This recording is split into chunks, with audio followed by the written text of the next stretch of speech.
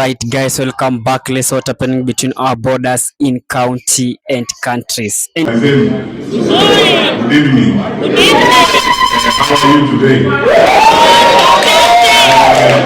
Very happy.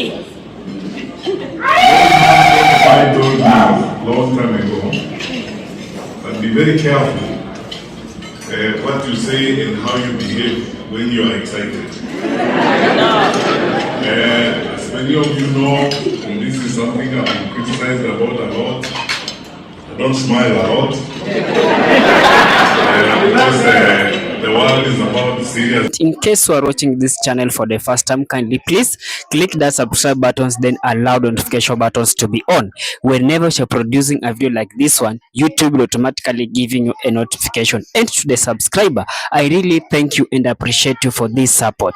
Business, I'm a very serious person, but today I'm very excited, so I'm going to use the words and advice I got that time. Be careful what I say and how I behave when I'm excited. First of all, let me begin here. I want to very sincerely thank the Lord for the opportunity He has given us for this day. Quite frankly, many of you in this room know we've had a lot of back and forth on whether or not we are going to meet here. When we finally agreed to meet, I was told we have a big meeting tomorrow. So, as you know, since I'm not given to making many speeches, I'm more on the side of doing than on the side of talking. Then,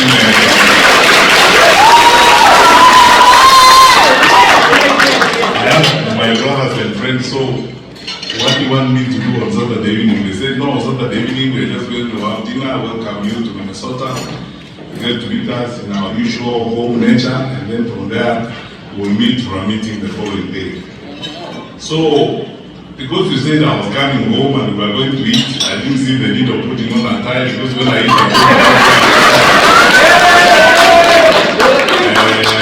I almost arrived in slippers, because I was saying you said we are just going to eat, and I don't have to dress in a manner that is reveling food. So let me just arrive, you manage yourself. But anyway, here I am. I want to thank all of you, the organizers of this meeting, my brother Makori and the team, our national team that is here, that is coordinating us in the diaspora, my brother Maura and your wonderful wife, Dr. Weche, brother Pande and all of you wonderful people in the national team. I was trying to count the number of professors in this room. Then I again lost count. I never sat, after when I taught at the University of Nairobi, I never sat in one audience with the number of professors such as are in this room tonight. No wonderful people, all of you were educated. You know, Dr. Lina, I wish your speech was the last one. You said everything and then we go after that. My brother Dr. Karanja, thank you so much indeed for the effort that you have made to be here. Your worship, the mayor, Asha, thank you for the memories of Moi Nairobi girls, and so on and so forth, and things we talk about. In this audience, there are many people that I share the story of my life with. My Sabbath school teacher was here, so don't ask me about religion any time, because you know that I actually went started going to church when I was in Crowd Rome, because you have seen my Sabbath school teacher here. My private school classmates, Professor Otiso and the rest are here. So I'm one of those people who don't need to go to order to prove that I went to school.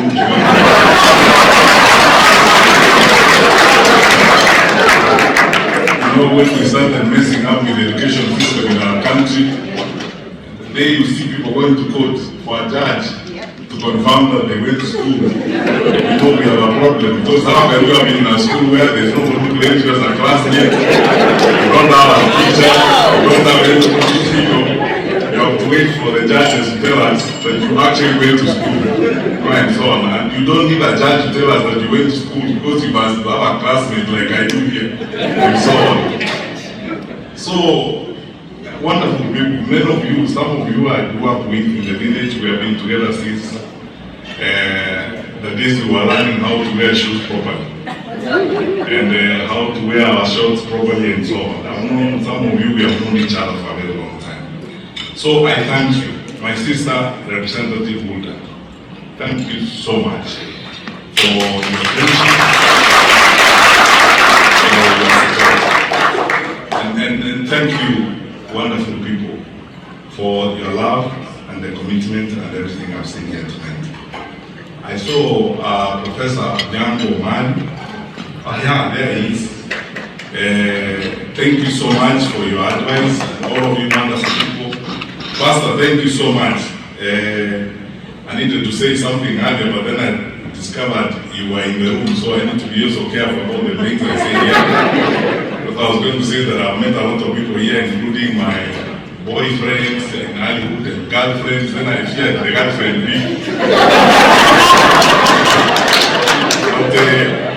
but it means girls who are my friends.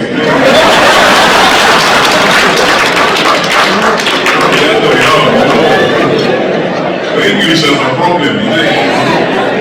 Because he was speaking Swahili would say, wapenzi, wale wasichana ambao tulikuwa marafiki, lakini now English doesn't have that. So Pastor, you don't have a problem, and you know, by the way, because I'm going back home after this trip, I don't want to go back to the doghouse because there is someone who might lock me in the doghouse that don't clarify that bit about girlfriends. But anyway, Pastor, you will not think the church board. There are girls who are my friends, and so on. So, thank you so much, wonderful people. So, because we are meeting tonight, just to have a meal and get to say hi to each other, I will not be long, and I will not speak much, because I know we have tomorrow. But allow me to start here. And Steve, this will be partly answering your questions. I have been debating a lot recently, and then you people will need to understand this. I know you will, but if I speak to you very politely and slowly about this, I know you will begin to understand this. Many of you, especially those that have said grew up with me in my village, know that we grew up from humble beginnings. We were raised by parents who were poor materially, but they were very rich in faith, in love, and their determination and focus on what is right in society. And for the entire time that I have served the public service for 10 years as a minister, for which I thank the Lord. I didn't have anything special. I didn't have to be the one appointed. It's just by the grace of God that I got the opportunity. Every single day, for which I thank God and for which I'm happy, was an experience of humility and very humbling. And every time, and then recently when I started doing this, I've been telling my friends, I don't know whether people know how emotional and how humbling public service can be. Let me give you 2 examples. I acted briefly at the Ministry of Lands, and the minister stepped aside.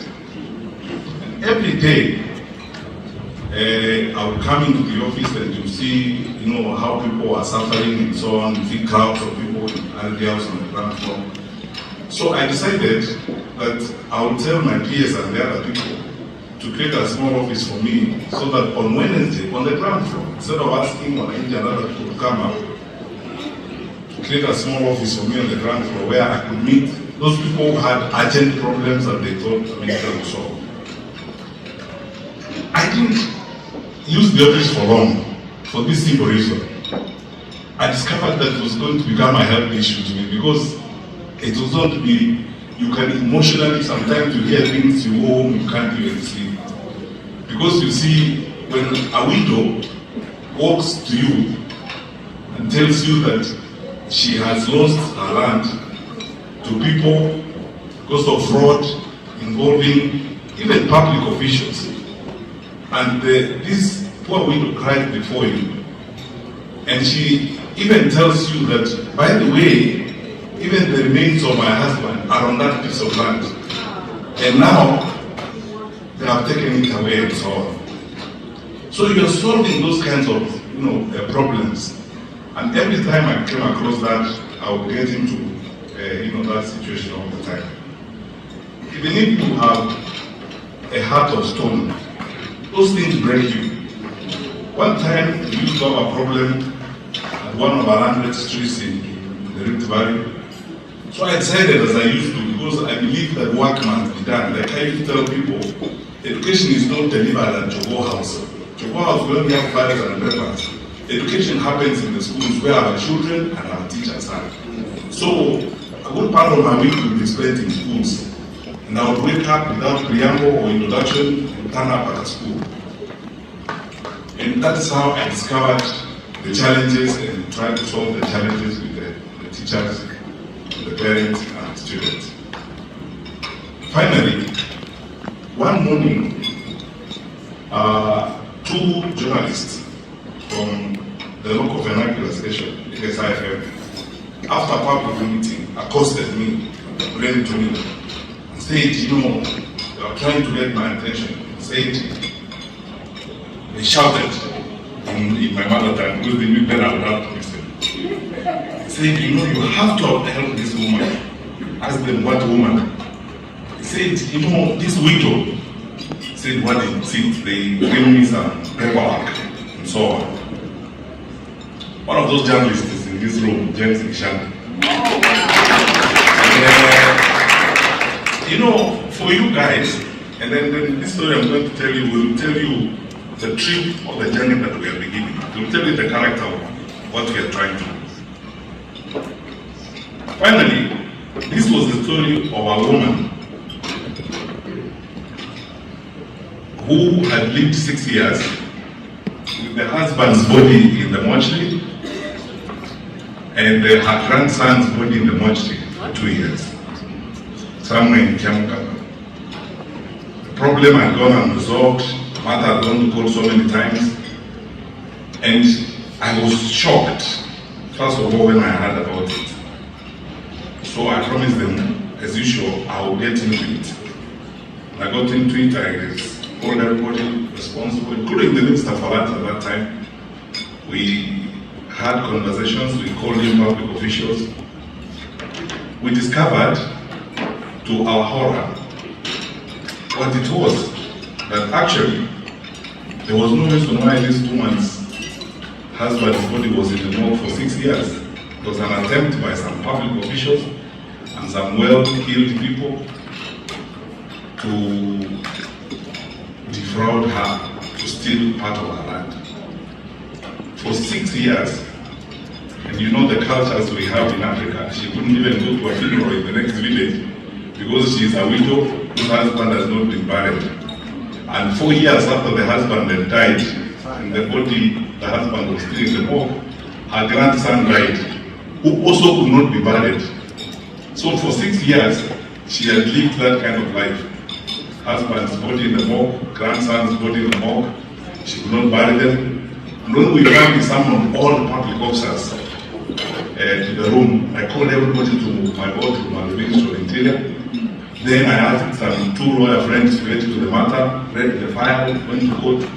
The lawyers, first of all, were shocked that a magistrate actually gave an order to stop the burying in the first place, because there was no convincing basis upon which this order was given. Then the rest now is history, because we discovered it's a progressive and accumulative story of manipulating and navigating the public sector in favor of the crooks against this poor widow. So I went into this matter with my characteristic energy and insisted that we bury the dead husband, we bury the grandchild, and I mobilized members of the public and professionals from my district to build a brick house for this woman and a brick house for her son.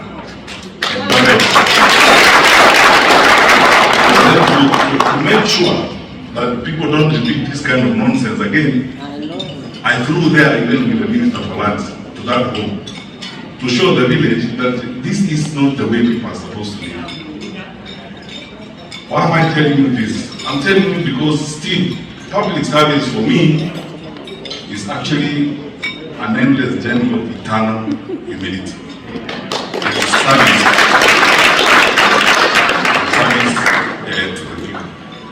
I honestly believe in it, and I believe it from the bottom of my heart.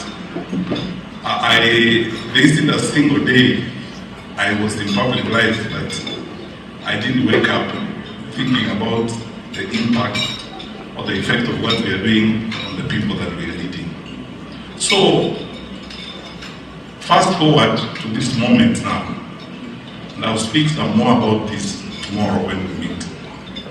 My brothers and sisters, I thank all of you because I can see you here are gathered as Kenyans. And by the way, as Honorable Anthony Kibageni said, I come here with greetings from the Honorable Rigathi Gachagua, the Honorable Kalonzo Musyoka, the Honorable Martha Karua, my brother Eugene Wamalo. We talk all the time, and we are always, conversing and consulting about challenges such as you guys know. Why is it different now than it has been before? It's different now because our country is facing very unique challenges. Therefore, I have resolved myself, and I think this is the first invitation I'll make of you, that if we are going to make a difference, first in our individual lives, in our communities' lives, and in the lives of the nation, we must first of all be truthful people. Let's be honest. And face the challenges we are dealing with honesty and sincerity. In 2022, I was invited by Bishop Sabit to attend a meeting of the Anglican clergy in Nairobi. We were preparing for elections. And I went there and there was a gathering like this, all wonderful people from the Anglican church, clergy. And I actually promised him that time that because he was going to ask us questions about how we were preparing for elections, yes, by executive order number 1 of 2019, President Kenyatta had appointed me to coordinate government affairs. I will turn up at that meeting with the Inspector General of Police, with the Attorney General, with my colleague who was in charge of ICT, the Honorable Joseph Michel. We spent the afternoon with the clergy at that time. Then they fielded question after question, including about, we are being promised these things, Mama Bola will get X billions, Boda will give you, I don't know how many hundred billions, and I don't know who everybody. And then the clergy asked me, how come you people are not spending money like that, the process? I told him, look, there's one thing I will not do. And by the way, I want to tell you this tonight, because when we are seated in meetings like this, we should never forget that we are in the presence of God.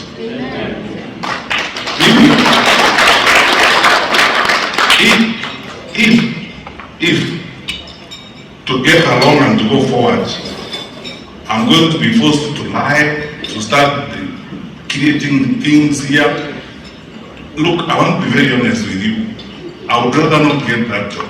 I'm not interested in lying to people, having corners and abusing people's trust, as it were. And I told the clergy who were listening to me that time, those are the videos we have been seeing doing rounds around. Those of you have been cheated, this is a lie. And after the COVID pandemic, now we have a pandemic of lies because of the elections. an outbreak of lies. You know, everybody, people are just moving around the country lying, telling you things they think you need to hear.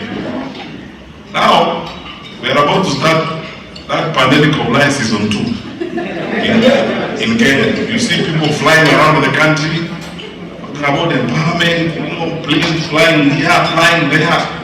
Every Friday they are busy. 8 choppers there, 9 choppers there, flying around. My brothers and sisters, don't you ever be bamboozled and lied to by those types of things you are seeing. Our country has got serious challenges. And those challenges, a good number of those challenges are man-made because of bad management and bad decisions we have made in the leadership of the country. And now, drama is being occasioned in the country to hoodwink people, you know. Because I honestly believe that if you do your work, you don't need drama. Because the results of your work will be seen. For me, if I go home tonight and sleep, when I hear Asha saying what she said about the exam in 2017, that's enough for me. But I start from the exam, that the program was managed responsibly, that the right thing was done.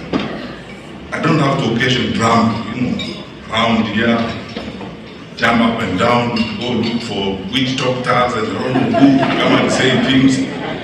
You know, the kind of things that we are seeing. Now, I would like you to listen to me, my brothers and sisters. 62 years after independence, we must now have a candid conversation with ourselves about the future of our country. And don't take this drama. Let us make the right decisions for the sake of our country. Because God will hold us responsible. Our children and our children's children will hold us responsible. What did we do at a time when we saw clearly things were going wrong? What did we do? Did we also disappear in that drama? Got excited about that kind of drama, being told things. You know, I said when I was in DMV the other day that all of you people who are here, who are looking at me, nothing speaks much more eloquently about Kenya and the capacity we have as a country than all of you looking at me tonight. I look at you, you went to school in Kenya, you were educated, then you dared to go abroad. I know. You came here, worked hard, and as I said, I lost count of the number of professors in this room. So how is it then that with that level of exposure and with that level of awareness, we are seeing the things we are seeing in our country? Where now we are debating about reducing money for schools. Who does that when you want to develop your country and education is our gold mine? Because skills development is what we need. By the time we were leaving office in 2022, we had gotten capitation to 22,600. Now it's being reduced to 16,000 and it's not even going to schools. I was reading the Auditor General's report last night. And these are things which you, as I told you, public services has got its own challenges. I can confess to you, if you are a conscientious leader, someone who thinks about the lives of the people you lead, someone who genuinely thinks about the welfare of the people you interact with, I'll be very frank with you.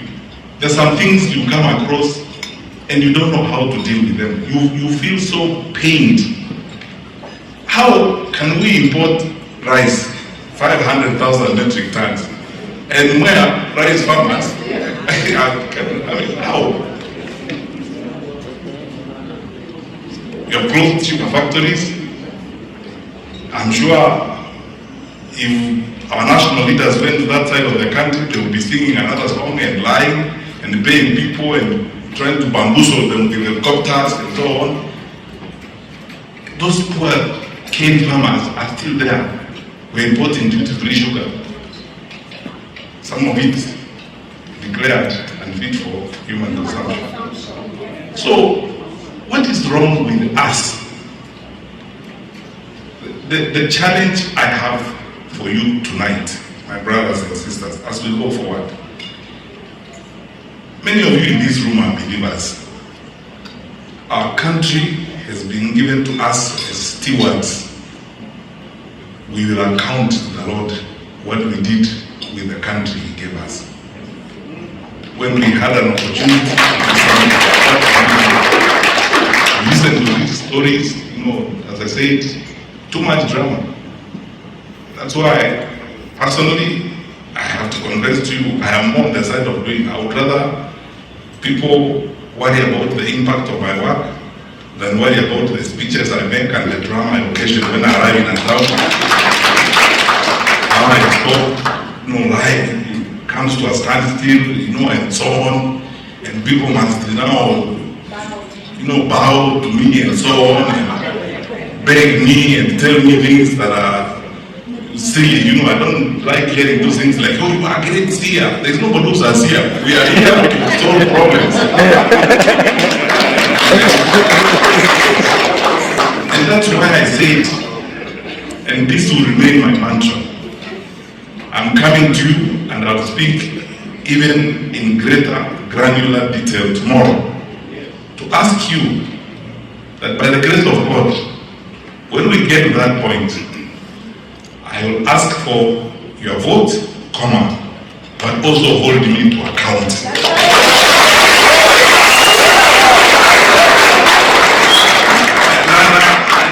And when you have given me your vote, musinilete nyimbo kuniimbia musinilete wimbo kucha muniulize maswali. I want to work. Mimi ni kazi ninauliza. Na nini muniulize maswali? So that then we go forward. So, my dear friends, I won't tire you because we have a date tomorrow and our time is quite spent. As you leave this room and go home, that's we meet tomorrow, and as you meet fellow Kenyans, those you talk to here and those you speak to at home, think about this. The people who have developed their countries, all these things we admire. My dear sister Lina, the systems work here, I agree with you. These people are not from us. They're human beings that just agreed to get stuff done, to get your work done. That's all. They're not from us. Just they know 2 and 2 is 4. That's all. They will not import rice when their rice farmers are organizing their stores. They know our low level of political accountability is worrying. And look, as one politician in this country said, don't agonize, organize. That's right. So, let's not agonize. Let's not spend all our time describing our problems. Let's spend a lot of it looking for solutions and organizing ourselves on how we are going to move forward. I never end any remarks these days without saying this. Like you, I have incredible faith in my country. There is nothing wrong with Kenya. Our country is great and God has blessed us with a wonderful country. As I have proved before in public service, even here from this podium, I can give you names of over 50 public servants I worked with before. Because when I arrived in any department, I asked people. First of all, I asked my boss, the president. Because you are the one who has asked for votes from Kenyans. So the covenant is between you and Kenyans. I am your program officer. What do you want me to do when I get there? He tells me, like in the case of the Minister of Education, this thing about examination cheating is going to destroy us as a country. We have a problem with learning content. Figure out how we can resolve the problem. And so on. So, I tell him, boss, mimi ni mtu wa kazi, tomorrow tumeanza.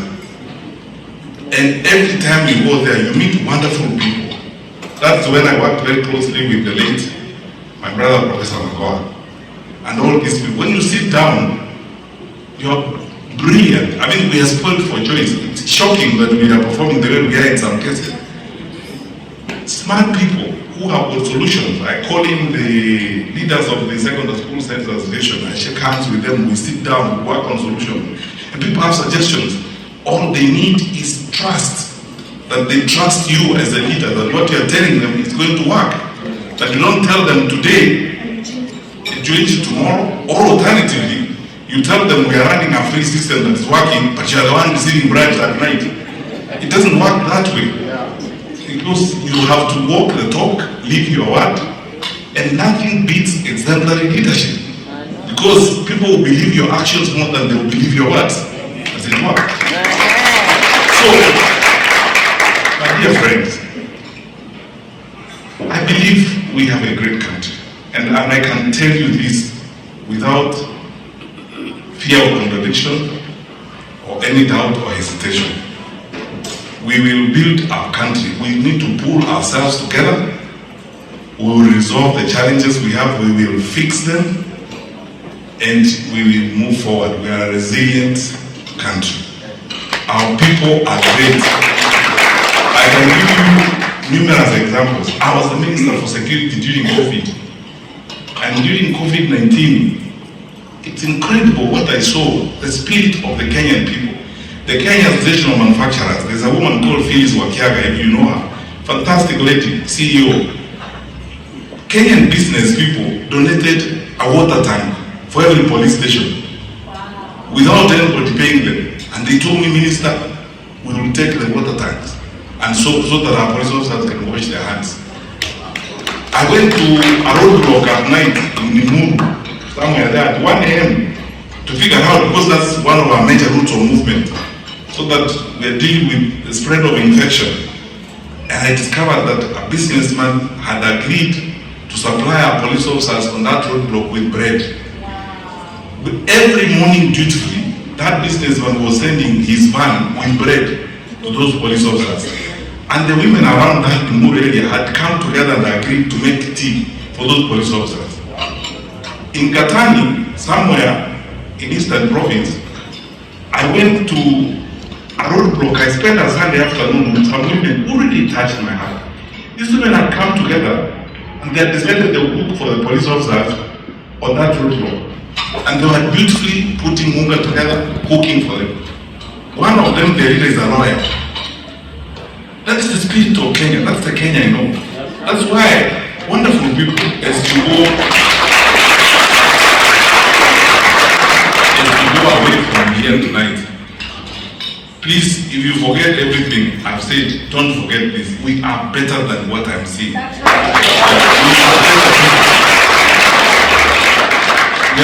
We have better people than the management I'm seeing of our country, where thugs carrying weapons are moving side by side with uniformed police officers. We are better people than that. We are a better country. In fact, for us, 62 years after independence, we are a better and decent country. Those are things that are not descriptive of Kenya. Kenya is better than that. And make no mistake, that is not our destiny. That very lowly behavior, that very crazy conduct, doesn't speak about Kenya. It's just a group of individuals who believe that they would hold on to power through crude mechanisms like those. But we are majority and we are better people. We will say no and we will and move forward and build a strong country. We are better off together. So let's pull together and work as Kenyans.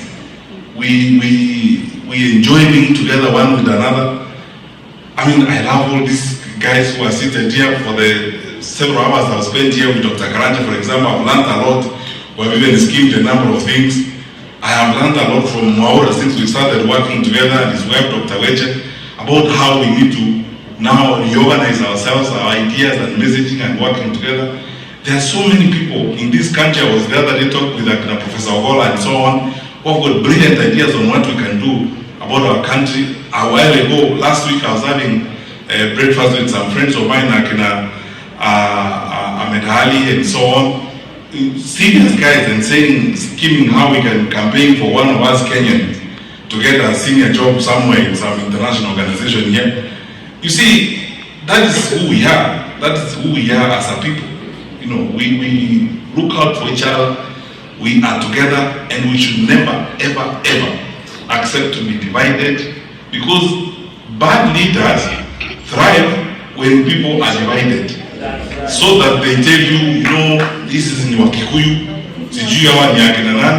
that primitive life of saying, oh, sasa hawa ndio kabila hii nataka kusumbua serikali. Hakuna mtu anataka kusumbua serikali. Shida yenu and your weaknesses and your incompetence ndio inasumbua serikali. And that one has not tried.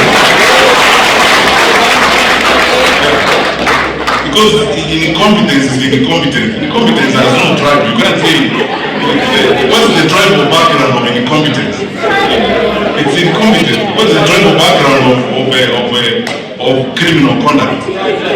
That is it. There's no tribal background. You can't say also Somali, Somali. There is no nobody who thinks that way. 62 years after independence, we are one country, and we are going to be one country. And my brothers and sisters, let me tell you this: we must say no to those types of things and move forward by faith, armed with the commitment that we must have to our beloved country. And know this always, always, that as long as we are standing on the truth, and as long as we are moving in the direction of putting our people together and minding the welfare of our country, we will be traveling the direction of God. And that way, we will succeed. So, we will meet more. And when we meet, we'll discuss some more. Keep encouraging you, my brothers and sisters, those of you are in the diaspora. If this was a sermon tonight, I would entitle it Beyond Remittance. Let's stop talking about remittance. You remit, you are bringing money. We can't love your money and hate your fears.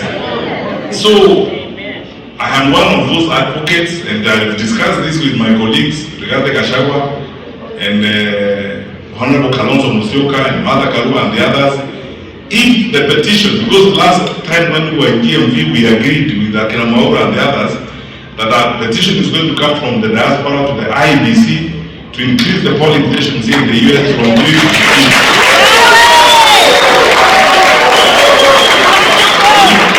Yes, so that you vote, you cannot remit money, and then you don't have a vote. Yeah, so mpige kura. And then you know the acid test is also coming. Personally, I have said openly, now I don't think it's something I need to hide. But the party I'm going to run on, when we settle down with my colleagues and I agree, I'm going to make it a condition that of the names we will present for nomination on the nomination list, there must be people from the diaspora.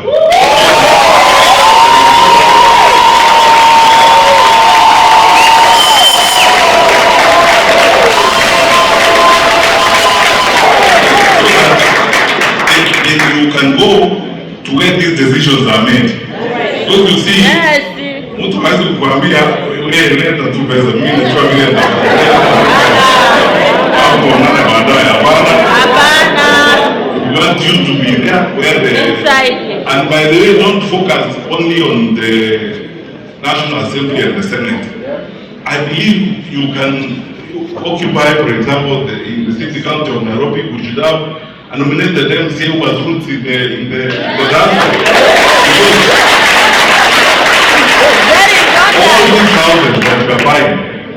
All these houses that you are buying, you are buying them where? They are not in air, you are buying them in Nairobi. And all these, these houses you people are putting money, you are buying them in Nairobi. So somebody should sit there when the decisions are being made. To know how that is happening. And the various councils across the country, because when I was in government, the cooperative bank branch in Kisii was one of the highest recipients of remittances. Absolutely. From here. So you should actually have a nominee in that county assembly to see how the resources are spent. So don't just send the money. Now also send your voice and your vote. and participate. And thirdly, your people have got good linkages with leaders in this country. The representative is here, and some of you can talk to the governors in this country and the senators. My dream is, the way I've seen other countries are ratcheting up their courses, you too should ask questions of the representative institutions of this country. Because diplomatic relations are between people and people. The leaders only chaperone those diplomatic relations.